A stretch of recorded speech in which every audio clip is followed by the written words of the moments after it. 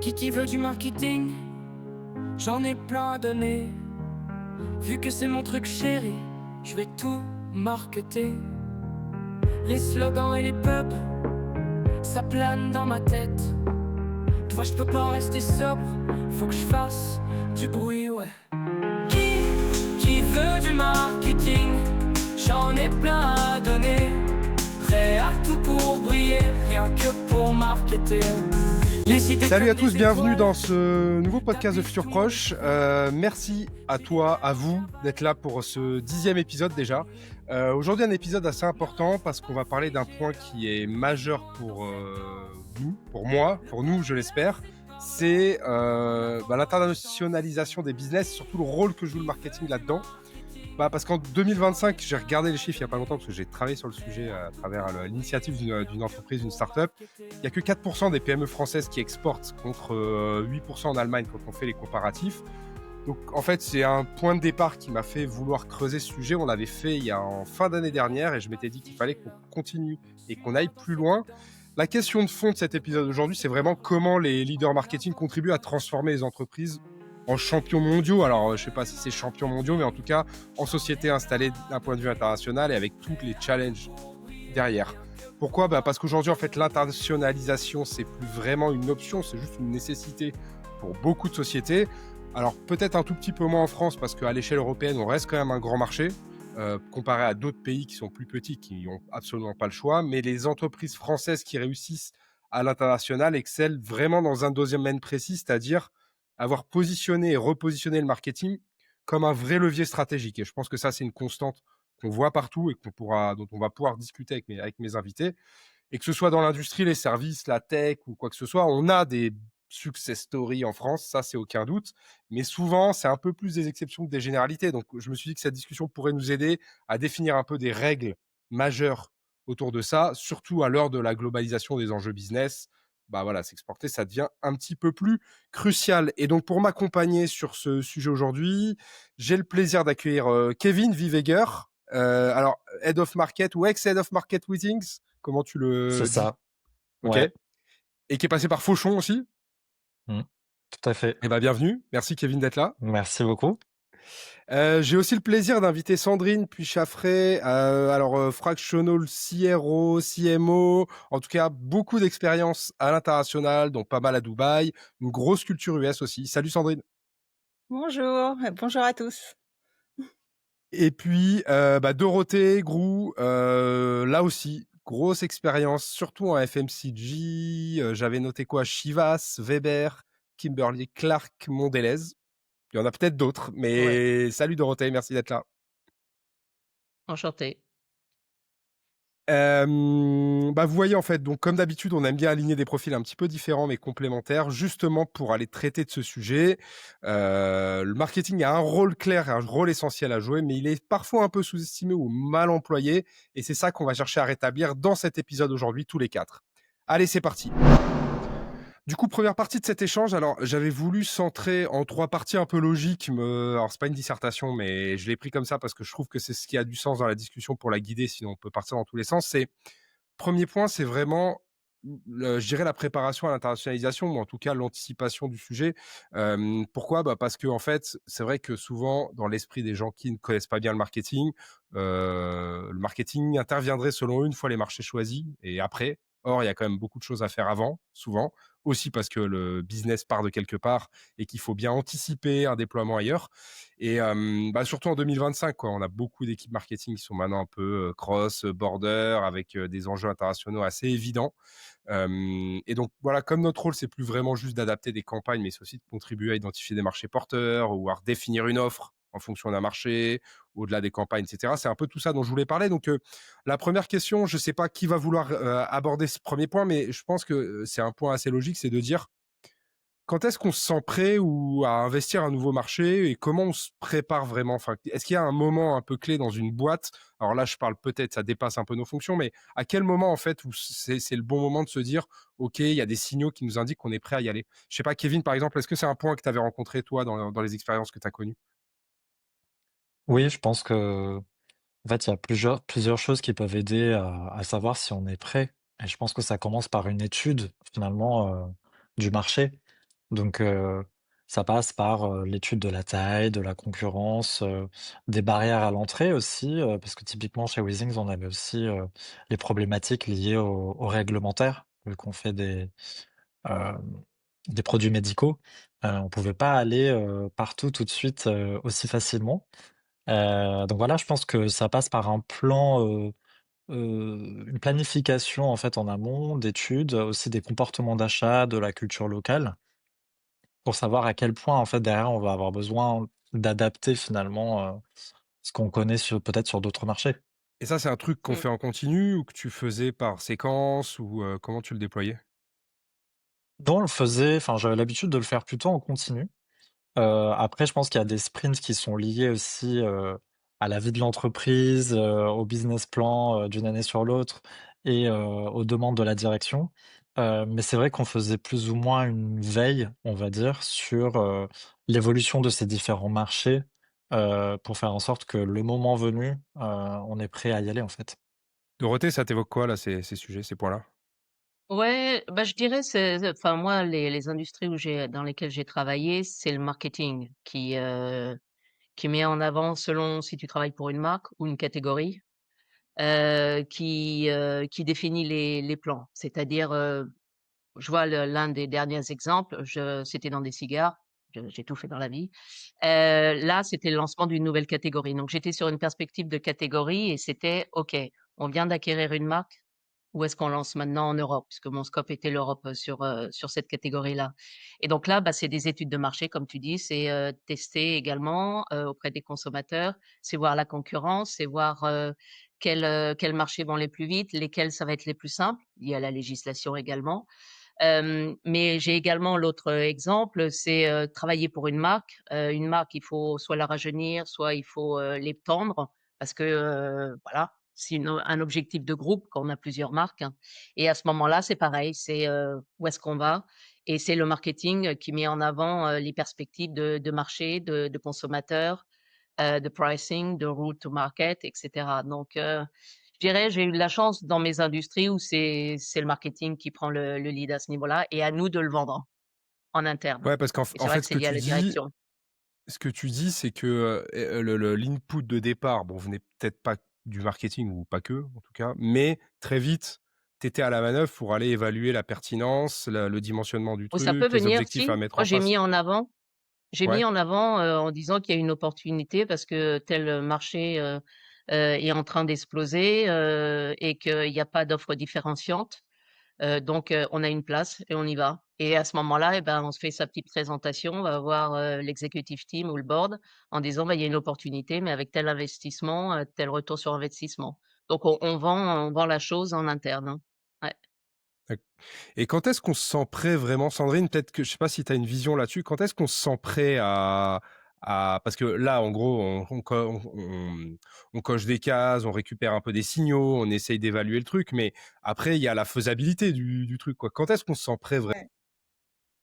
Alors moi, j'ai une vision un petit peu plus globale parce que du coup, j'ai passé un step CRO et je challenge les dirigeants de start-up, scale-up. Et en fait, pour moi, au-delà des études marketing qui sont la base, si on veut pas se planter, c'est une vraie volonté de la direction. Aller à l'international, c'est un énorme change management pour toutes les équipes. Il faut que toutes les équipes soient involved, sinon ça plante. Il faut une structure aussi costaud marketingment parlant. C'est-à-dire que si on n'a pas assez de staff, aller dans des pays, ça demande des ressources financières, du contenu qui doit être localisé. Enfin, c'est du coup, faut éviter le burn-out des équipes, donc faut vraiment préparer en amont. Et j'ai envie de dire, enfin, c'est pas parce qu'on a des clients internationaux qu'on est international. Euh, Qu'est-ce que tu veux dire par là?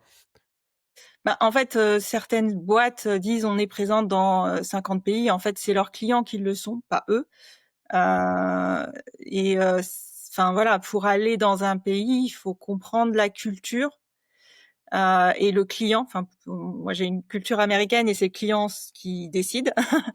Et clairement, faut limite rentrer dans la tête de son client idéal pour comprendre c'est quoi son pain, ses façons de réagir à un produit, à la concurrence. Enfin, et il faut beaucoup de data pour le comprendre. Donc ça veut dire que toutes les équipes doivent, moi j'ai l'habitude d'écraser les organisations pour qu'elles travaillent en projet agile, que le sales communique avec le marketing et les customers, parce que aux États-Unis le customer success c'est un peu la dernière étape, mais c'est celui qui peut vraiment décider de ça va pas marcher, parce qu'ils ont l'habitude, même en signant des contrats, de dépluguer assez violemment. Et ils ont des niveaux d'exigence que les Européens n'ont pas ou n'ont pas l'habitude d'avoir. Donc typiquement voilà. Et donc pour dire, en fait, il y a jamais de bon ou mauvais moment. Faut une taille cruciale de revenus. Enfin, ça dépend des marchés bien sûr, mais en fait, à chaque fois qu'on va dans un marché, faut prendre en tête que c'est comme si on relançait une micro société de sa société en fait, et que donc faut des budgets, faut des équipes, et faut motiver les troupes, parce que c'est un long run, ça se fait pas en une fois. C'est pas demain j'ai signé 10 contrats. Et du coup, j'ai l'habitude de le faire en phasage moi en fait. D'accord, ouais. Et est-ce que ça vous est déjà arrivé de dire non, à l'inverse, de se dire, OK, en fait, ouais, il y a des opportunités, ou alors à l'inverse, en fait, la direction nous dit, OK, on va ouvrir le Brésil. En fait, non, pas du tout. En fonction des infos qu'on a, on voit la concurrence, on voit les moyens nécessaires, on n'y arrivera pas, ou c'est trop ambitieux. Est-ce que ça vous est arrivé, ça? Moi, Kevin, je sais pas, par exemple, ou Dorothée, ouais. Ouais, toi, Sandrine, ça t'est arrivé? ouais, plusieurs fois. Il y a eu, pardon. Moi, dans mon cas, c'était pour Tetra Pak au Moyen-Orient, où on gérait le Great Middle East and Africa, et on vendait des usines d'embouteillage plastique, donc dans les différents pays de la zone. Et il y avait, les datas nous disaient que le Nigeria était un super pays, et en fait, l'étude n'a pas été assez poussée à savoir comment les gens consommaient les bouteilles, l'eau, en fait. Et moi, il y avait un truc qui me gênait sur le Nigeria, mais j'arrivais pas à mettre Enfin, t'as aussi ton intuition qui vient en fait en tant que marketeur. Et moi, je défendais l'Afrique du Sud. Le commercial de la zone nous défendait le Nigeria parce que théoriquement beaucoup plus de budget. Au final, on a fait un événement qui n'a pas fonctionné. Et je me suis retrouvée à fermer beaucoup de pays en fait. Enfin, pour Tetra Pak, mais aussi pour Talonsoft, j'ai accompagné à des fermetures de pays parce que tu diluais trop ton budget marketing, et qu'à un moment, t'as aucun retour quand tu dispatches ton budget marketing sur 50 pays, mais que ton budget est pas suffisamment conséquent. Donc, à un moment, vaut mieux recentrer pour accélérer sur un pays, en fait. Ouais, d'accord. Dorothée, ouais? Ouais, non, je pense qu'il y a les 2 cas de figure. Sandrine aimait le cas de figure où tu as les équipes, déjà locales. Donc tu peux t'appuyer sur tes équipes et ton groupe, ou sinon tu as les lancements où tu pars de 0, et c'est-à-dire qu'il faut que tu investisses déjà, voire, moi dans le cas, une force de vente pour aller en retail, et cetera. Et donc moi, oui, j'ai déjà eu le cas de fermer un pays où c'était un white space. Est-ce qu'il y a une opportunité? C'était pour, les bonbons Halls chez Mondelez. C'était la Suisse, par exemple, où, tout le monde était à fond en disant: «Retour sur investissement». Mais on se rendant compte que, comme il y avait Ricola qui était suisse, et 90, on aurait totalement dilué les budgets et autres, alors que les équipes locales, étaient à fond, derrière. Mais, si tu fais un retour sur investissement négatif et que tu vas pas gagner de part de marché, tu laisses donc faire.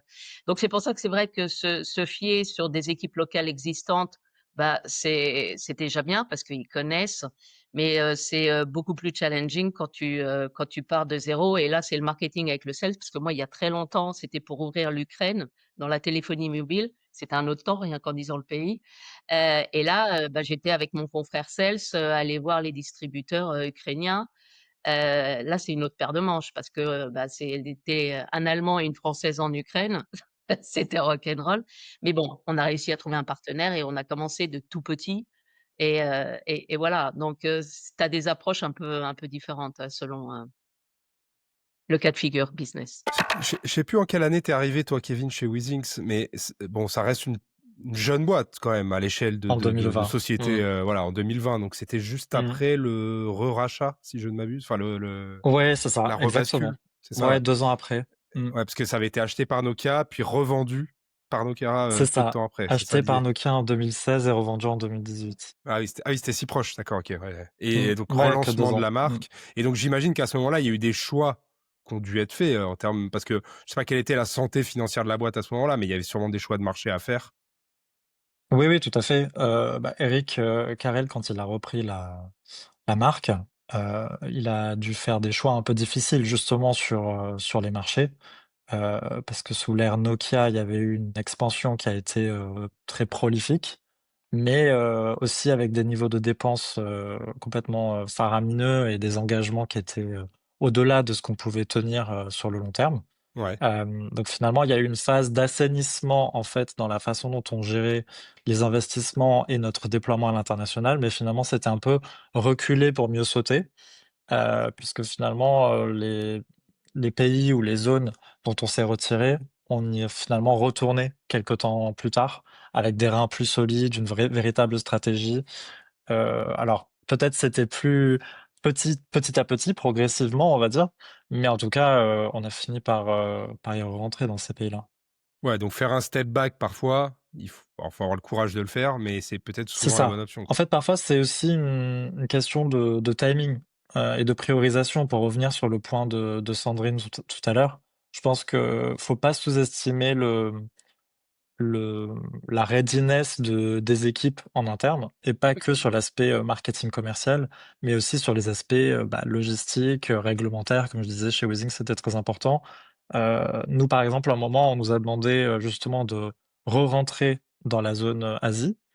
Sachant que chaque pays asiatique a ses propres, systèmes, réglementaires, ça allait prendre beaucoup de temps à nos équipes et à côté de ça, en fait, on avait des grosses priorités déjà, sur les US et sur l'Europe. Donc en fait, ce qu'on s'est dit, c'est que voilà, c'était pas possible de le faire tout de suite ou en tout cas pas tout le monde en même temps. Donc finalement, la bonne solution, ça a été, bah, de repousser l'introduction de Weezings, en Asie et de se concentrer sur, un des pays, où la barrière à l'entrée était la moins élevée et c'était l'Inde, en l'occurrence. Et c'est comme ça qu'on a commencé, à se reparler de l'Asie. D'accord, ouais, intéressant. Et il y a un autre point, en fait, quand j'avais, étudié un peu ça il y a quelques mois, un des facteurs, en fait, je trouve aussi où il y a cette différenciation culturelle de boîtes françaises par rapport peut-être à d'autres pays. Alors, je disais la taille du marché. Moi, j'ai un de mes clients qui est suédois, donc évidemment, quand on est en Suède, on est un peu par défaut forcé de considérer l'internationalisation assez vite vu la taille du marché interne, même si on peut tout à fait, vivre, sans problème. Je dirais en France, on a un peu moins ce problème-là vu la taille du pays. On peut déjà développer de belles boîtes en interne, mais alors ça dépend du secteur et des verticales. Mais l'autre truc alors au-delà de ça, il y a des facteurs qui moi sont importants et j'aimerais bien avoir votre vision là-dessus parce que vous avez été dans des boîtes internationales pour tous les trois et des business internationaux.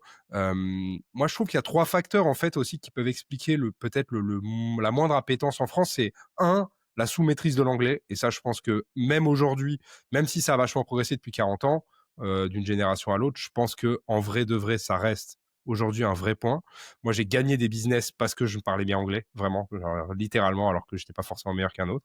Il y a un deuxième truc aussi que je trouve, c'est peut-être la forme de prudence culturelle un peu qu'on peut trouver en France sur le business, où je sais pas. Alors ça, c'est peut-être de moins en moins vrai, mais je trouve qu'on tombe encore aussi beaucoup là-dessus sur une moindre impétence à aller chercher une forme de conquête au-delà des frontières à partir du moment où on a quelque chose qui se déroule bien. Alors, à part si on a mangé tout le business national et que de toute façon, il faut forcément grossir, mais ça reste quand même des exceptions. Donc, je trouve qu'il y a ça aussi. Et le troisième truc, je trouve, c'est la relation au risque qu'on a beaucoup moins en France dans le business, quoi, tout simplement, et dans l'investissement de manière générale. Je sais pas, ces trois points-là, est-ce que vous les avez rencontrés? Est-ce que ça vous évoque des choses que vous avez rencontrées dans vos business?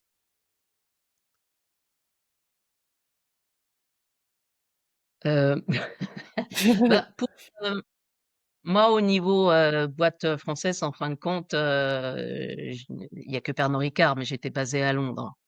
Donc Ouais, donc c'est un mais faux. c'est vrai que ouais, ouais, c'est un Alors, faux ça te truc concerne. et c'est vrai Évidemment, que cette analyse va te concerner un peu moins les types de boîtes que tu as connues, toi, fatalement.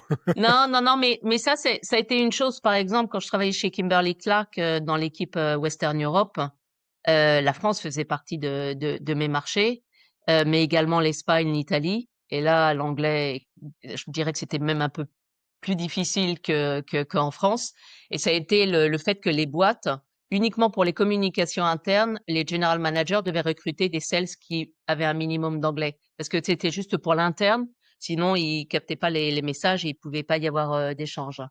Au niveau de l'investissement, je sais pas, je pense pas que ça soit national. enfin au niveau de l'origine du pays, je pense que c'est l'entreprise, la culture de l'entreprise.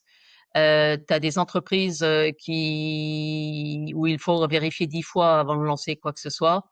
Et encore, il faut la validation de 15 personnes et même après ça, il faut une analyse de sang. Ou d'autres, c'est ben, on y va banco, on teste et learn. Et donc, je dirais, c'est voilà, j'ai pas eu cette. J'ai eu travaillé dans des groupes américains comme où ils étaient aussi assez reluctants sur l'investissement. Donc, je dirais que c'est plus la culture de l'entreprise, hein. D'accord. Sandrine, tu as rencontré un peu ces sujets-là? Enfin, tu as été confrontée à ça, toi, d'une certaine manière?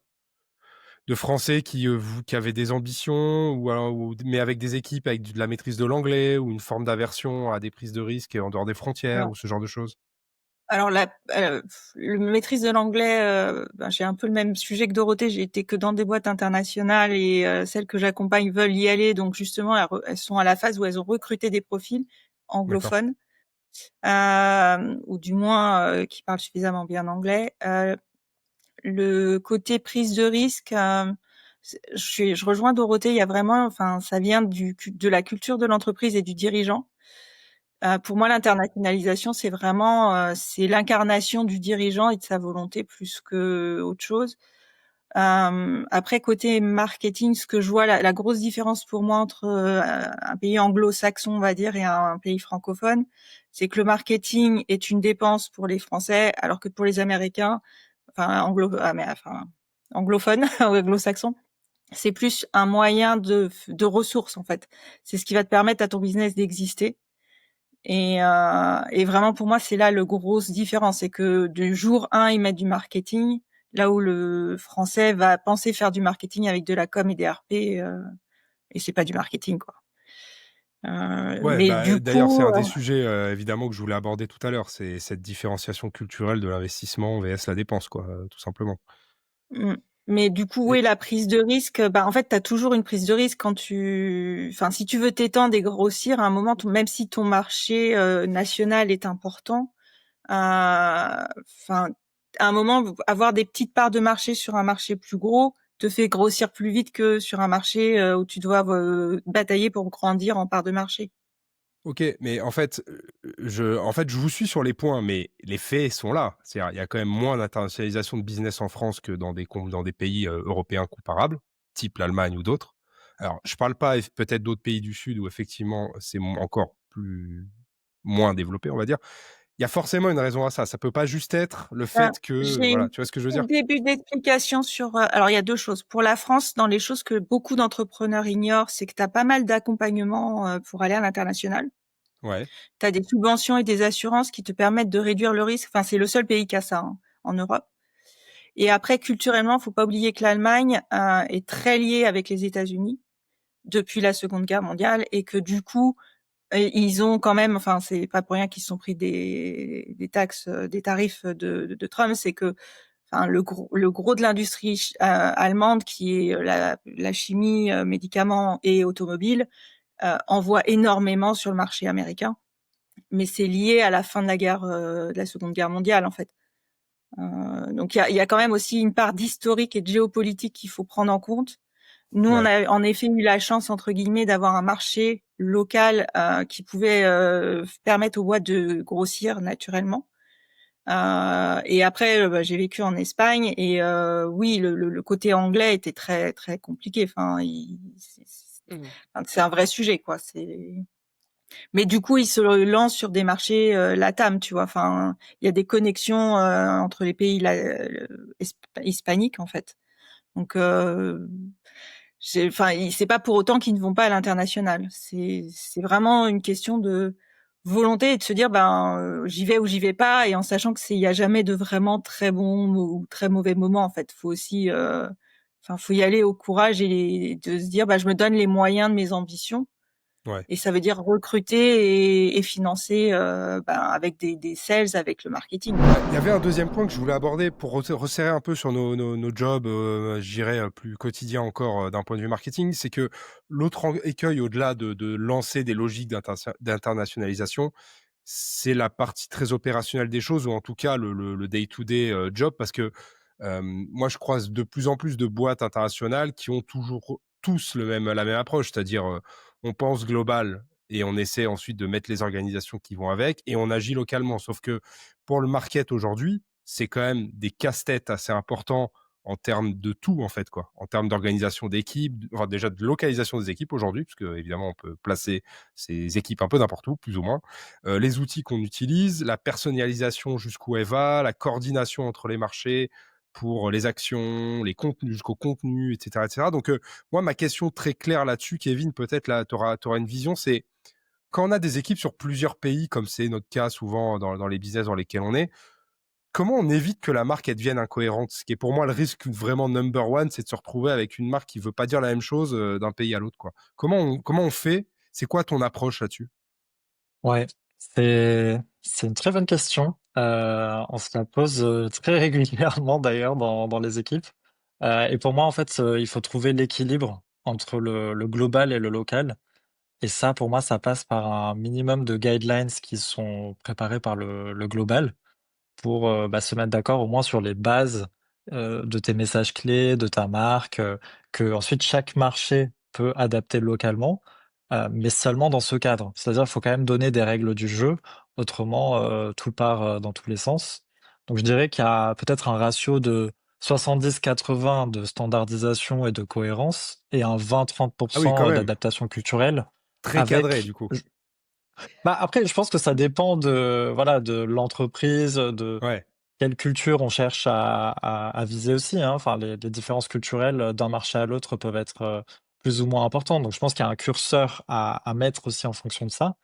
Et ça, je pense que ça passe aussi par une coordination, et une communication qui doit être forte entre les, équipes, globales et les équipes locales. Pour que justement tout ça, ça fonctionne. Parce que si chacun travaille en silo, on sait aussi que derrière, on peut avoir des surprises. Et Dorothée, sur ces sujets-là, comment on bosse sur des arbitrages budgétaires? Parce que moi, je trouve qu'un des trucs compliqués dans ces logiques-là, c'est de se dire qu'est-ce qu'on alloue d'un point de vue global, qu'est-ce qu'on alloue d'un point de vue local, comment on dimensionne ces points-là. Toi, ça t'est arrivé, est-ce que ça t'est arrivé de bosser un peu sur ces éléments-là et comment tu t'y prends et comment tu travailles dessus? Ouais, oui, oui, j'ai eu, 2 rôles, globaux, donc c'était mon rôle. Je dirais au niveau budgétaire, c'est, pour revenir à ce que vient de dire Kevin, c'est où tu mets le curseur. Je trouve que tu es un peu extrême, moi je suis plutôt des fois du 40-50 global et le reste local, mais dans d'autres entreprises, ça peut être du 90-10, hein, ça dit on revient à la culture. Au niveau, je dirais que comme si on est, dans une entreprise où le global, lead. L'investissement se fait à ce niveau-là puisque c'est la création, des campagnes, de tout ce dont il y a besoin, des innovations produits et cetera. Donc à ce moment-là, le budget est dominant et tu peux y mettre le budget média également sous le global, pour, supporter. Tu laisses le local sur l'activation et l'interprétation et les promotions, locales. Donc ça, c'est le cas extrême. Parce que moi, je suis d'accord sur une marque, c'est une plateforme, hein, et c'est souvent dans mes rôles, ça a été ça, c'est de revenir sur une plateforme parce que chaque marché faisait ce qu'il voulait et les marques valaient pas la même chose, que ça soit, aux États-Unis ou en France ou autre, hein. Heu et au niveau, et puis surtout, je pense que pour guider ça, celui qui a l'argent, c'est celui qui a le pouvoir, hein. C'est-à-dire que si le global maintient et a le budget et donne moi, mes rôles ont été d'allouer les budgets de marketing des pays. Donc après oui, au début d'année et aux négociations des budgets, c'est là où tu as des petites frictions et tu t'amuses avec, les marchés. Mais, tu répartis selon leur ambition, sur leur chiffre d'affaires, déjà et surtout sur, la perspective de croissance. Donc tu accompagnes la croissance avec un certain investissement. Donc c'est toujours lié aux chiffres, de l'année, à venir avec les marchés et là tu fais une allocation. Donc tu as des entreprises généreuses qui disent: «Le marketing, c'est à peu près, 10 ça représente, d'autres c'est 3 ou d'autres c'est 15 donc mais moi en général c'était 10 le budget marketing par rapport au chiffre d'affaires, du budget. Est-ce que tu as été dans des boîtes où tu avais une marque globale et après les incarnations locales étaient assez différentes, voire alors peut-être pas radicalement différentes, mais assez différentes? Ou est-ce que tu as plutôt connu des marques où en fait c'était relativement homogène, avec quelques subtilités locales? Non, j'ai eu les 2 cas de figure. Par exemple, bah, Beefeater, qui est une marque de jeans, globale, avait, été un peu différente aux États-Unis par rapport à l'Espagne, qui étaient les 2 gros marchés. Donc mon rôle a été de rajeunir la marque, en revenant sur le positionnement et cetera, et remettre tout le monde sur le droit chemin, entre guillemets. T'es Donc arrivé et avec la ça, c'est, plateforme de bah, c'est en marque et t'as dit définition. salut, salut, on va Ouais, recadrer. non, non. Ouais, déjà j'ai dit on va recadrer et après ce que tu fais c'est tu invites tes lead market à travailler avec toi. Parce que ça marche pas le tada, voilà, c'est ça. Maintenant on y va. Et là ils te font bien sûr, merci, au revoir. Donc comme je dis, il y a beaucoup de massages avant, il y a beaucoup de voilà de il faut Il y a beaucoup de... influencer, il faut travailler main dans la main. C'est le gros du marketing, hein, c'est on est là pour faire passer les choses, mais à la fin, il faut exécuter comme on le veut, quoi. Donc, selon les guidance du marketing. Dans cette phase de déploiement ou d'opérationnel pur, on va dire, tout à l'heure, Sandrine, tu parlais de la différence entre la vision un peu anglo-saxonne ou américaine de l'investissement et puis la dépense qui est vue côté France. Euh, à quoi tu l'attribues ce truc-là? Alors, tu vas me dire c'est culturel, je pense. Alors, mais en fait, ce qui m'intéresse, c'est que moi, c'est un discours que je porte assez souvent, en fait, et c'est vrai que les gens disent oui, oui, mais après, dans la réalité, ils arrivent avec un budget déjà fait, et toi, tu te démerdes pour faire entrer des carrés dans des ronds, quoi. En gros, c'est ça en France, quoi. On va quand même pas se mentir, assez souvent.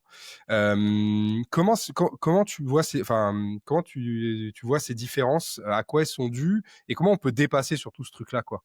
Aujourd'hui, tu es leader marketing en France, tu veux aller prouver que le truc de l'investissement, c'est en fait un narratif qui fonctionne et voilà. Comment tu t'y prends, en fait?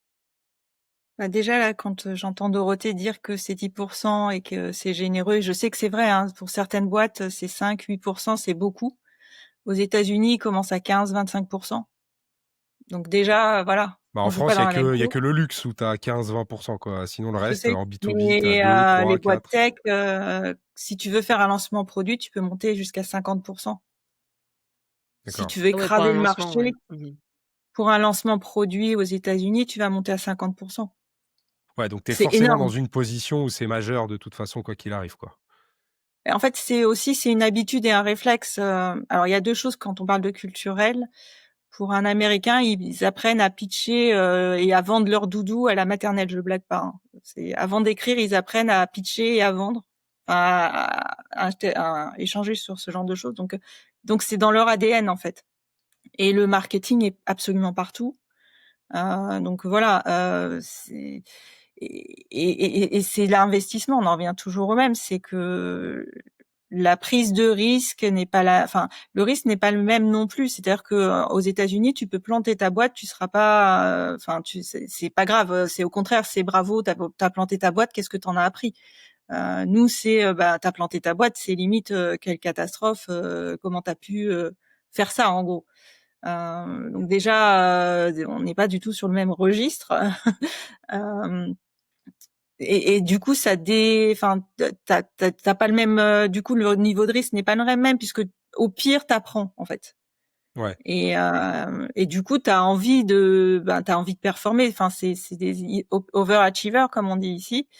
Et tu veux prouver que t'es meilleur que les autres, que ta marque est la meilleure. Et de toute façon, il y a toujours un positionnement où t'es meilleur qu'eux.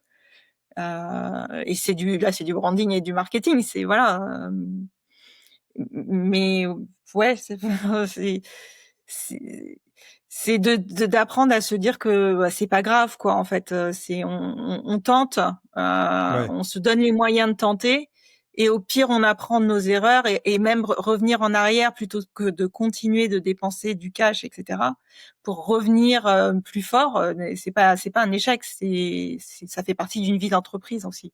Oui, oui, et je crois qu'il y a aussi cette culture, alors c'est un peu moins mon sujet, mais il y a aussi cette culture aux États-Unis d'aller chercher justement des serial founders, des gens qui se sont déjà un peu gourés et qui ont déjà un peu rencontré des trucs qui vont pas forcément répéter derrière, quoi. Il y a un peu aussi cette recherche-là, quoi. Ça vous est déjà arrivé, Kevin, je sais pas si ça t'est arrivé déjà de gérer un peu des conflits entre les demandes locales, la stratégie globale. Enfin, moi, j'ai déjà rencontré ça pas mal de fois chez des clients. Bon, parce qu'il y a ce qu'on définit dans des docs ou sur Figma, et puis après, il y a le gars dans le local qui te dit bon, ok, Coco, t'es gentil. Moi, j'ai 40 ans, je suis, je sais pas où, aux États-Unis. Je connais mon marché, je connais mon business. Tu vas pas commencer à me dire comment on gère ces trucs-là, en fait. Comment tu le gères, toi, si ça t'est arrivé? Oui, oui, bah, ça m'est arrivé plus d'une fois, malheureusement, mais je dirais que la clé, encore une fois, c'est vraiment la communication. Et je rejoins du coup le point de Dorothée, où en fait il y a voilà, une phase massage, onboarding avec les différents acteurs qui est vraiment essentielle pour s'assurer que bah, tout le monde comprenne qu'on joue tous pour la même équipe finalement. Donc du coup moi j'aurais tendance à dire de bah, analyser la demande selon l'impact qu'elle peut avoir sur le potentiel, voilà, l'expansion et voir s'il y a un véritable ROI ou si ça améliore l'expérience client quelconque. Bah, dans ce cas-là, oui, on peut la prioriser, même si ça sort un petit peu du cadre qui a été fixé. Par contre, s'il n'y a pas d'impact et que ça correspond pas non plus au cadre, bah, en fait, c'est un petit rappel des règles du jeu. Enfin, voilà, toujours dans cette posture très voilà, relationnelle et presque politique quelque part, qui est bah, de s'assurer que le message reste cohérent et qu'on communique sur les différentes actions. Et peut-être vérifier aussi si ça vient pas de peut-être juste un process qui manque. Alors je suis pas toujours pour rajouter des process dans tous les sens, pas du tout, mais peut-être que en fait il suffit de rajouter un point de partage en amont ou s'assurer que peut-être il y a un calendrier partagé qui est mis en place ou voilà, des outils peut-être collaboratifs qui vont faire que tout ça, c'est plus fluide, plutôt que voilà, d'arriver à un stade où on a une surprise ou voilà, le partenaire, défend quelque chose Mmh. qui sort un peu des clous. Ouais, Dorothée, ouais. Si je peux ajouter, par rapport au rôle du global, par expérience, le scénario qui marche le mieux, c'est quand le global, l'information rentre et sort, c'est-à-dire que c'est un partenaire. Si tu es le global, genre j'ai la vérité et vous faites ce que je dis, tu es sûr que c'est un échec complet. Donc parce que on apprend énormément des marchés, il faut savoir également que lorsqu'on définit une plateforme, une innovation, une campagne ou un positionnement de marque ou quel que soit, il faut que ça marche dans la majorité. Donc quelles sont les commonalités des marchés pour que ça marche un peu partout? Et ça, c'est avec l'échange. Et c'est pour ça que moi, souvent, c'est, tu définis, tu as les lead market, là où tu vas grossir, soit tu lances, soit tu vas grossir, tu as le milieu segment et tu as les autres, c'est plus, de la maintenance, parce que, bah, tu développeras pas grand-chose et là où tu as plus de «liberté» entre guillemets. Donc selon ces trois indications, bah, c'est lié à ton budget, c'est lié également à comment tu travailles avec eux et c'est là où tu donnes peut-être plus d'opportunités de tester, avec tes lead market ou, ceux qui ont une opportunité de grossir. Parce que en rôle global, ce qui marche le mieux, un marché va écouter un marché. Un marché va peut-être moins écouter l'équipe globale, hein. Donc comment tu partages le best practice? Comment tu partages ce qui a marché sur un marché et sur un autre? Et ça, les marchés vont être prêts à, tu analyses et elle va être prêt à peut-être tester. Donc c'est un bon moyen d'accélérer, d'expandre, ton plan. Donc pour moi, l'équipe globale, elle est centrale, dans la matrice où tu as tous les marchés autour et c'est de la collaboration, hein. Ouais, OK, ouais. Et d'ailleurs, en parlant de collaboration, je trouve qu'une des vraies évolutions, c'est pas que le cas dans le market, mais notamment chez nous, moi, je me retrouve dans des situations à devoir gérer des équipes où la dimension géographique s'efface de plus en plus. Enfin, comment dire?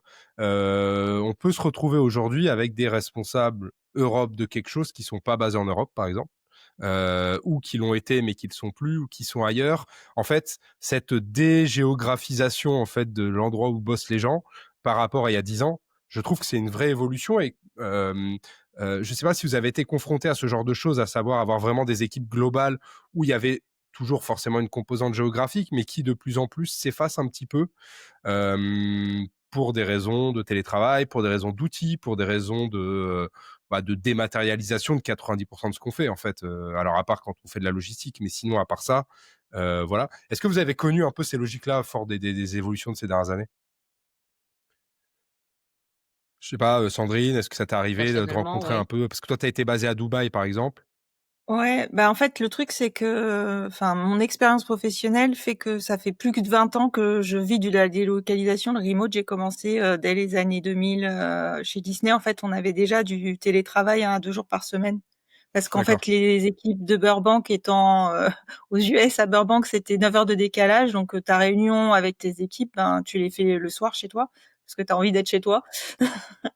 Et à Dubaï, ben, en fait, oui, enfin, t'avais des équipes dans chaque pays qui faisaient ce que Dorothée dit, c'est qu'ils sont leads de leur pays et ils te remontent à la zone ce qui se passe et tu coordonnes des réunions d'alignement globaux en fait sur la zone. Par contre, ce que je vois de plus en plus, moi, c'est côté US, c'est qu'il y a tout ce qui est partie IT, par exemple, ou des marketing automation, c'est sous-traité en Inde maintenant, énormément. Les call centers, c'est pareil, ils sont délocalisés dans plein de pays en dehors des États-Unis parce que tu peux faire l'appel de n'importe où en fait, du moment que tu parles suffisamment anglais. Donc, tu as plein de choses qui sont délocalisées et ça te permet aussi, selon la taille de ta boîte, de couvrir des zones géographiques. Enfin, si tu as besoin d'un centre d'appel et que tu pas besoin qu'il soit dans ton bureau, enfin, tu as besoin qu'il soit sur la zone de ton client. Donc, voilà. Ouais, Dorothée? Non, mais je confirme, c'est les équipes support hein, qui sont délocalisées. Et moi, j'ai eu dans mon cas chez Kimberly-Clark où les membres de mon équipe géraient plusieurs pays en même temps. Donc, par exemple, j'ai une personne qui était basée au Zagreb, mais qui gérait également Continental Europe, donc tout l'Est, mais également l'équipe nordique. Donc, bah, à ce moment-là, ouais, tu comptes encore sur les commerciaux locaux ou sur les équipes locales mais tu as beaucoup de choses qui peuvent être développées, l'automatisation, ça rien, enfin, c'est pas un problème de savoir où tu vis et autres. Donc, je dirais que maintenant, tous les outils permettent de travailler de n'importe où.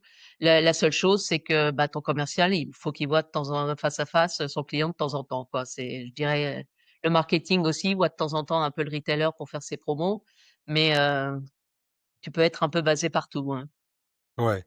Et sur un sujet un peu plus concret, enfin pas concret, c'est concret, mais un peu plus direct, lié à nos sujets marketing, c'est, jusqu'où on a besoin d'aller dans l'adaptation. Kevin, toi qui as bossé, dans une boîte où je pense que, il y avait une réflexion à mon avis assez forte là-dessus, parce que ce que tu faisais avec WeSing, c'est peut-être pas la même résonance Ouais. culturelle partout. Jusqu'où on va adapter ces contenus à des cultures différentes? Tu vas me dire ça dépend des pays, mais à part ça dépend, comment on place le curseur? Et je rejoins à l'histoire de la cohérence de marque, entre le fait d'avoir besoin de proposer de l'efficace et du performant et en même temps de pouvoir garder un trait qui a du sens. Oui, c'est un très bon point et ça faisait justement partie de la stratégie de Weezings, les 2 dernières années. C'est-à-dire que jusqu'à maintenant, c'était beaucoup du copier-coller, en fait, de ce qui était fait, en France ou en Europe, directement sur les autres marchés. Heu, Pas par sous-estimation de l'écart culturel, mais simplement par problématique de ressources, pour, gérer l'adaptation.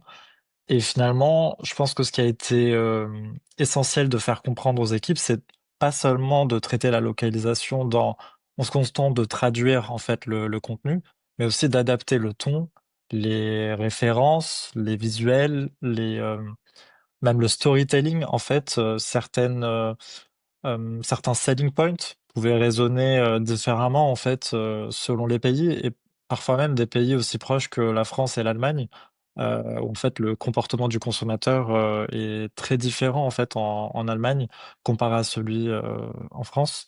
Donc, je pense que l'objectif, encore une fois, c'est de créer ce contenu qui parle finalement à ton audience. On en revient vraiment au principe, du marketing, le bon message à la bonne audience, et ça passe par, bien connaître, justement, ton audience locale. Mmh. Parce que nous, enfin voilà, on était basé en France. En tant que petits Français, on n'avait pas forcément la connaissance, bien précise, des différents marchés. Donc on est passé beaucoup par, bah, des études, des sondages, aussi l'expertise de nos partenaires, puisque du coup on est en distribution, qui sont implantés localement et qui ont l'expérience du commerce localement pour pouvoir justement placer le bon curseur parce que en effet parfois il y avait des marchés qui étaient similaires à certains égards et parfois on avait besoin d'aller beaucoup plus loin dans l'adaptation de notre marketing. Et justement, sur cette base-là, Dorothée, peut-être c'est un truc que tu as connu ça, mais comment on duplique un succès market sur un nouveau pays? Mettons, tu te dis: «Tiens, on va investir, tel marché», on se rend compte au bout d'1 an, 2 ans, j'en sais rien, que ça a fonctionné. Comment tu le dupliques? Parce que, hem, on est quand même dans un métier, je trouve, où on n'a jamais le budget dont on a besoin, en gros. Donc faut toujours essayer de se contenter, enfin de se contenter et en tout cas d'essayer de trouver des manières d'avancer malgré tout. Je trouve qu'on est même dans les très grosses sociétés, en fait, finalement, parce que les besoins sont énormes, donc on retrouve les mêmes situations. Comment on industrialise une sorte de succès marketing dans un nouveau pays? Qu'est-ce on peut en retirer? Qu'est-ce qu'on peut dupliquer, en fait, aujourd'hui, quoi? Bah, je te dirais que ça commence par, analyser les clés du succès, le mix. Est-ce que c'est lié à la distribution? Est-ce que c'est lié au ciblage? Est-ce que c'est lié au prix? Est-ce que c'est lié pas toi, bah, non, on était les meilleurs dans, supply chain, j'en sais rien, toi. Donc tu fais une analyse, complète, de ton lancement, tu l'analyses et par rapport à ça, tu extrais, qu'est-ce qui a plu le plus aux consommateurs? C'est eux qui ont drivé la croissance. Parce que quand tu lances en retail et autres, des fois la croissance, c'est juste le fait d'être bien listé dans les magasins. J'exagère un peu, mais c'est ça qui te démultiplie. Après, c'est, driver la rotation pour faire vendre, au plus et analyser ta brand equity. Est-ce que les gens te reconnaissent et cetera? Donc là, c'est du pur marketing. Donc je dirais cette analyse, tu identifies les points clés et tu vois par rapport au nouveau marché, moi je dirais un point par rapport à Kevin, c'est tu testes également. Dans mon secteur, c'est tu testes, tout ce que tu vas lancer en général. Ton produit, ta campagne, ton tagline sur les marchés pour voir s'il y a une résonance et si ça plaît. C'est-à-dire, Donc tu ça, c'est prends un autre moyen. une petite échelle et tu essayes de récolter des premiers Ouais, retours tu peux faire mesurés? en cale, voilà, si c'est un gros budget, une grosse campagne, une grosse marque, tu fais du qualitatif. Donc là, tu es dans une salle enfermée, toi derrière la glace et tu prends le retour des consommateurs ou tu peux le faire à l'arrache, en ligne où les consommateurs te donnent un retour, ça c'est le meilleur, moyen pour avoir un retour, direct sur, la consonance de ton produit ou de ta marque sur, certains marchés. Donc je dirais par rapport à ta question, c'est analyser, prendre, par rapport au mix, qu'est-ce qui a bien marché et voir et tester sur ton nouveau marché où tu veux lancer, selon ces indicateurs et puis, bah, tu bouges le curseur en disant: «Bah non, le pricing, c'est peut-être un peu plus comme ça. Ah bah non, il manque du local, ils comprennent pas, ce qu'on veut dire» et cetera. Donc tu ajustes, après. Je Ouais, je veux juste ajouter un point, Bien sûr. alors après moi je suis plus B2B SaaS actuellement, mais un des moyens d'accélérer facilement, je mets des guillemets, c'est de me dire: «Ben, OK, c'est quoi mes clients actuellement? Sont-ils implantés dans les pays qui m'intéressent, et il y a des chiffres qui sont plutôt bons?» Et du coup, je vais targeter les filiales de mes clients avec déjà le use case qui dit bien que j'ai bossé avec vous et ça se passe très bien et cetera. Ça, c'est un moyen vraiment, enfin, c'est un quick win, entre guillemets, mais ça te permet de tester ton marché en moindre risque et D'accord. avec beaucoup moins d'investissement. Et après, je sais que Kevin et Dorothée en ont parlé, mais des partenaires locaux peuvent t'accélérer et t'ouvrir tes portes et ça t'externalise tes commerciaux, tu vois. Enfin, ils ont déjà les clés d'entrée du marché et donc ça t'évite d'avoir des commerciaux en interne. Donc pour moi, c'est les deux façons de dupliquer un succès. Ouais, d'accord. Mais Euh, justement, je voulais parler de cette histoire de partenariat parce que c'est un sujet qu'on n'aborde pas assez, je trouve, de manière générale dans le marketing, alors qu'il y a plein de secteurs, a fortiori en B2B, je pense, où c'est clé, en fait, parce que ça permet vraiment d'aller beaucoup plus vite. Toi, dans ton expérience, Sandrine, est-ce que c'est un truc qui a été stratégique à des endroits pour accélérer ou genre tout simplement faire arriver le fait d'aller s'implanter quelque part ou de débloquer des gros business qui permettent de justifier une expansion, des choses comme ça? J'ai été affiliate partners chez Disney, donc D'accord. j'ai cette casquette-là. Et oui, enfin, tu as plein de différents types de partenaires. Tu as le partenaire qui peut être reseller, qui t'aide à accéder à des points de vente, mais tu as des partenaires technologiques.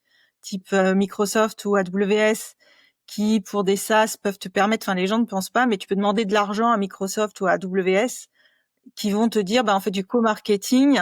Enfin moi j'ai récupéré des 30 à 50 000 sans aucun souci avec eux, en disant bah oui mais quand je signe un client avec vous, c'est des gens qui rentrent sur votre cloud, donc donnez-moi de l'argent et vous en aurez plus. Enfin voilà, Méthode Sandrine. Appelez-la hein, toujours si vous trouver de cherchez l'argent. du budget. Toujours trouver de l'argent. Après, t'as les cabinets conseils qui, pareil, te dupliquent. Enfin, tu formes leurs partners internes et qui deviennent tes équipes de vente parce que ben ils sont toujours à la recherche d'outils à disposition de leurs clients. Donc, c'est un moyen d'aussi d'augmenter ta visibilité de marque sur des marchés où tu n'es pas en direct en fait. Donc, tu as plein de moyens de leverager avec ça en fait. Et Ouais. juste sur enfin, c'est proche des partners, mais tu as les analystes qui, enfin, pour moi, sur le marché nord-américain, si tu vises les grands comptes, si t'es pas, enfin, en gros, si t'as pas le stamp Forrester ou Gartner, ça va être compliqué d'avoir le trust de ton client final. Ouais, ça marche encore ça? Bah, en fait, c'est juste parce que s'il y a un problème, en gros, c'est Gartner qui l'a dit, c'est pas la personne qui a pris la décision de prendre ton produit. C'est juste ça, ça sert à ça, en fait. Mais pareil, Gartner et Ils vont être Forrester, quand contents de tu lis bien les l'apprendre. Mais en fait, pareil, tu vois, tu peux les exploiter, pas le terme. Mais ils peuvent t'aider à faire un go-to-market. C'est-à-dire qu'ils ont t'as des horaires dans ton contrat avec Gartner et Forrester d'analyse de marché, de wordings. Donc, tu peux aller les challenger en disant, bah voilà, moi, je veux attaquer tel marché. Enfin, moi, je l'avais fait pour 365 talents. On avait un salon à Vegas. Et on a travaillé le wordings avec eux en disant, voilà, on veut mettre ça. Qu'est-ce que vous en pensez, tu vois?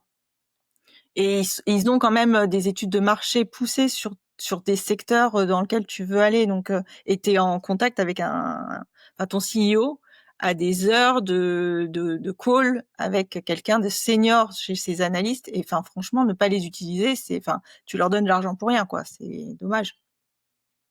Dorothée. Ah, il y avait Dorothée après Kevin, ouais. Kevin, il a levé le bras. Non, je crois que tu voulais Non, c'est intervenir. juste Vas-y. Non, non, mettre mais un vas-y, un vas-y, petit vas-y. un petit point. Juste un petit point, quand on parlait de l'internationalisation, et qu'on a parlé des marchés en disant: «Oui, on compte sur les équipes locales où il faut implémenter». Tu as également, que ce soit, B2B ou B2C, des fois tu n'as pas d'équipe locale. C'est-à-dire que tu es distribué par des distributeurs, hein. Ça, moi, je l'avais beaucoup, que ça soit en B2B, où tu as pas d'entité locale. Tu es rattaché à un autre pays, mais on trouve des distributeurs et c'est la même chose pour le B2C où tu engages une force de vente externe, qui fait le boulot. Mmh. Ouais, Kevin. C'est marrant parce que mon point est très proche justement de celui-ci. C'est que justement, je voulais donner un exemple en B2C, quand on n'a pas justement d'équipe, locale, et qu'on a simplement un distributeur justement. C'est aussi important de choisir un distributeur à valeur ajoutée quand on débarque dans un pays qu'on connaît pas du tout. Donc typiquement, pour prendre un exemple, chez Weezing, ça a été l'Australie. L'Australie quand même, c'est, une journée complète, de voyage pour se rendre, sur place, avec un lifestyle et un comportement du consommateur qui est unique, on va dire. Et ça, si on n'avait pas eu notre distributeur, justement à valeur ajoutée sur place, qui nous a aidés à co-construire, la stratégie business et à aller, justement au-delà de juste, aussi son rôle de logisticien, mais nous accompagner sur l'ensemble, des aspects, commerciaux et marketing, je pense qu'on n'aurait pas pu avoir la croissance, qu'on a connue. Donc, parfois, il faut aussi réfléchir, à bien s'entourer en termes de partenaires, qui peuvent, venir, en grande aide sur, le développement. Sur ces histoires de déploiement dans différents marchés, est-ce que, je pense à Dorothée notamment, peut-être ça a été ton cas, mais, moi j'ai vu assez souvent et je l'ai vu encore récemment là, il y a quelques mois, hem, en fait des marchés dans lesquels les approches marketing doivent être radicalement différentes ou sont radicalement différentes, je sais pas comment on peut le dire. C'est-à-dire dans les canaux à activer, dans les types d'activation marketing comme tout simplement quoi. Est-ce que tu as connu ça? C'est-à-dire, une par exemple, un business qui repose beaucoup, j'en sais rien, sur les events, sur un marché parce qu'en fait, l'écosystème fait que et dans le marché d'à côté ou sur le continent d'à côté, il va falloir inventer un mix complètement différent avec des allocations complètement différentes. Est-ce que c'est des choses que tu as connues un peu comme ça? Ouais, je dirais peut-être pas dans l'extrême mais Je dirais c'est par rapport à l'objectif, 1er. Si on est sur le cas de c'est un lancement dans des nouveaux marchés, c'est sûr que ton budget tu l'adaptes selon, les spécificités, locales, mais également, sur, l'apprentissage, de tes partenaires. Si les distributeurs, te disent, voilà, c'est ce qui marche, fonctionne le plus. Donc oui, souvent, le média, le digital, le trade, mais l'événementiel, l'expérientiel et le PR, heu, ça peut changer un petit peu selon le marché, mais je dirais pas que c'est d'un extrême à l'autre. Oui, j'ai C'est pris un ça exemple un varie. peu extrême Ouais, ouais, peut-être. ça varie parce qu'après c'est, quand tu fais tout au début, enfin pas au début, mais quand tu travailles sur ta marque, ça commence par ton consommateur, hein, qui tu cibles. Donc quand tu, les connais bien, tu travailles avec tes agences pour savoir, bah, ces braves gens, ils ils lisent quoi? Ils vont où? Ils mangent où? Ils dorment où? Et cetera. Donc ton plan média, et ton activation vient par rapport à la base, de tes cibles et comment tu les cibles. Donc et après tu ajustes parce que, ce n'est pas uniquement via leur âge et autres, tu sais? C'est plus par rapport à leur, par exemple, dans le food et le spirit, c'est, la plateforme des consommateurs, c'est lié aux occasions, c'est pas leur âge. C'est, bah, non, j'aime bien boire un coup, en faisant la fête ou c'est plutôt tranquille dans mon apéro devant la cheminée. Bon là, c'est un certain âge. Mais, donc tu ajustes selon les cibles et puis, bah, les médias et les événements où ils vont. Donc ouais, selon les pays, ça peut changer parce que c'est lié à l'aspiration, à ton occasion, comment ils consomment et à ce moment-là et bah, tu peux avoir une petite différence d'âge puisque c'est pas lié, à ton âge, mais lié à comment ils consomment. Donc d'un marché à l'autre, tu peux avoir une différence, donc des occasions, différentes et donc tu ajustes ton plan média par rapport à ça. J'avais une dernière question que je voulais poser à Sandrine, parce que je pense que ça a été un truc que tu as rencontré. Alors si vous l'avez aussi rencontré par ailleurs, ça m'intéresse. C'est il y a un des trucs que je constate aussi beaucoup en France quand même, si je continue dans cette comparaison-là qui m'intéresse, c'est, pour moi, les investissements marketing sont souvent tardifs en fait, dans beaucoup de boîtes. C'est-à-dire qu'on pense beaucoup à l'investissement product ou les investissements vraiment commerciaux de manière générale ou techniques, enfin peu importe, ou logistique, qui vont être vraiment le cœur de l'activité, commerciale. Mais je trouve que c'est rarement, en tout cas dans les boîtes françaises, j'entends, et encore une fois, pas forcément dans les boîtes internationales, enfin avec des ADN plus anglo-saxons. Mais je voulais ton avis là-dessus et votre avis là-dessus. Est-ce que c'est des choses que vous avez rencontrées? Et moi, pour moi, intuitivement, je pense que c'est aussi un des freins qu'on a dans cette internationalisation. C'est en fait, on pense l'activité commerciale, mais on pense pas ce qui va la dynamiser, en fait, tout simplement. T'en penses quoi, Bah, je Sandrine, te de ça? rejoins je te rejoins complètement. Enfin, moi, je suis toujours choquée, qu'une boîte, je suis plus dans la tech actuellement, donc voilà, mais qu'une boîte tech, pense à recruter un marketeur au bout de 5 ans, c'est trop tard pour moi. Et dire, on fait du marketing, alors que tu fais de la com et des RP, non, c'est pas du marketing. Enfin, pour moi, c'est pas du marketing. Il y a pas la partie stratégique, et transverse qui vient en support de tout le business. Et je reboucle sur ce que j'avais dit au départ, c'est que pour les Français, tu as l'impression que, enfin, tu vas supplier pour avoir de l'argent, comme si tu étais une dépense. Enfin, t'as pas de budget. Enfin, moi, j'ai vu des startups où à 5-7 ans d'expérience, t'as pas un vrai budget. Tu vas voir le CEO en disant, ben, je veux faire ça parce que je veux faire telle et telle raison. Ouais. Pourquoi j'ai pas de budget? Laisse-moi le gérer. Je suis là pour t'aider à grandir. Enfin, je suis pas une dépense, je suis une ressource. Mais c'est quand même Vraiment. fou que ça existe encore, ce genre de truc. Kevin, je sais pas si tu as Alors, rencontré, toi, cet Ouais. écosystème ou pas? Bah, alors moi, Enfin, cette situation. je me suis toujours demandé si c'était lié à la culture, de mes boîtes ou si c'était parce qu'elles étaient françaises. Parce que du coup, j'ai justement fait que des boîtes françaises. français. Mais en fait, je reconnais exactement nos systèmes dans tout ce que vous décrivez, où il y a en fait cette volonté commerciale et stratégique d'y aller. En fait, presque on réfléchit en second temps en fait au marketing. Et je trouve ça hyper dommage parce que justement, enfin, tout ce qu'on est en train de se dire depuis tout à l'heure prouve que le marketing finalement permet de mieux se préparer et de réduire les prises de risques. Donc, ouais, je trouve ça juste super dommage en fait. Est-ce que Et c'est je veux pas juste lié? Ouais, vas-y, Sandrine, Je ouais. peux juste rajouter un truc parce que là, dans les tendances que je vois qui sont complètement sous screen en France, c'est que depuis 2020, en fait, les startups américaines ont viré beaucoup, beaucoup de gens. Et tu as beaucoup de fractionals qui sont arrivés sur le marché et qui permettent à plein de boîtes, tout l'écosystème maintenant, à des seasons, ils appellent ça en gros des seniors, à temps partagé. Et du coup, ça les aide à aller beaucoup, beaucoup plus vite et à piloter que 2-3 jours par semaine des équipes un peu plus opérationnelles.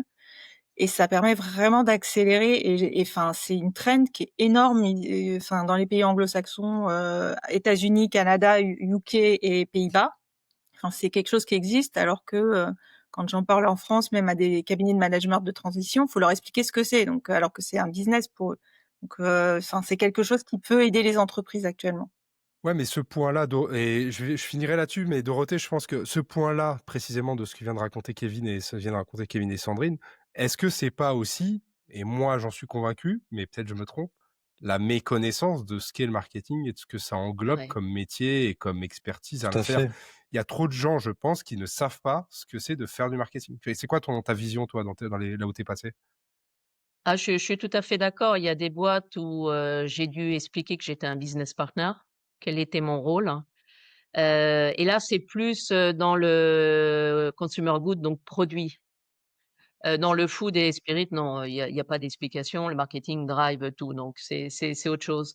Mais, c'est vrai qu'il y a beaucoup de boîtes et là, bon, moi, j'ai travaillé pour, pas mal de boîtes américaines et j'ai eu, également où, bon, le marketing, c'est bien, mais vous dépensez pas trop quand même, hein. Donc, ça dépend des cultures encore de boîtes. Mais, mince, je sais plus ce que je voulais dire. C'est, ouais, non, c'est vrai qu'il y a voilà, il y a beaucoup une culture de, faites-moi des beaux leaflets, une belle campagne et taisez-vous. Mais à ce moment-là, c'est au rôle du marketing et du leader, hein, et au niveau de faire partie de l'executive team, où j'ai la chance de parler à mes collègues qui étaient les marchés ou, les présidents en leur disant, «Voilà ce que je peux vous apporter. De la croissance, de la profitabilité» et là, ils écoutent beaucoup mieux, hein et de pousser aussi, hein. Des fois, il faut savoir parler un peu plus fort que les autres, en disant: «Bah, testons et voyons où on va», quoi. Donc, ouais. Je dirais c'est de la présence et avoir, de l'influence. On revient à la politique. C'est une boîte, c'est de la politique, c'est être présent, avoir, l'oreille du dirigeant, savoir et mettre en avant, les succès, qu'est-ce qu'on peut faire et qu'est-ce que ça va lui apporter, hein. De toute façon, et je pense que c'est pour ça qu'on est là tous et qu'on est là aussi via Futur Proche, c'est d'arriver à repositionner le marketing comme, je dirais, une fonction de conquête. Alors, c'est pas un joli terme, je veux pas mettre de la guerre dedans, mais il y a un peu ça comme idée, quoi, une fonction de conquête, pas juste une fonction d'accompagnement, quoi. Je pense qu'on sera à peu près tous d'accord pour défendre ce sujet-là. Merci pour cet échange hyper riche. Évidemment, c'est un sujet. Alors, j'avais encore 453 thématiques que je voulais qu'on aborde, mais ça passe très vite. C'est un sujet hyper dense et je pense qu'on reviendra dessus parce que, en fait, reste convaincu qu'on doit progresser en France dessus et qu'il y a des bonnes pratiques à aller chercher partout. Merci tous les trois. Kevin, Sandrine, Dorothée, merci pour votre présence. Merci beaucoup. Merci. C'était le retour de Futur Proche, le Merci, podcast, Dominique. cette fois aussi en vidéo. Avec plaisir, toujours un grand plaisir d'être là. À chaque fois, j'apprends des tonnes de trucs. Rendez-vous au prochain épisode. Ce sera autre chose avec sûrement d'autres participants, mais toujours aussi riche. Et d'ici là, n'oubliez pas, le Futur Proche, il est déjà là autour de nous. À bientôt.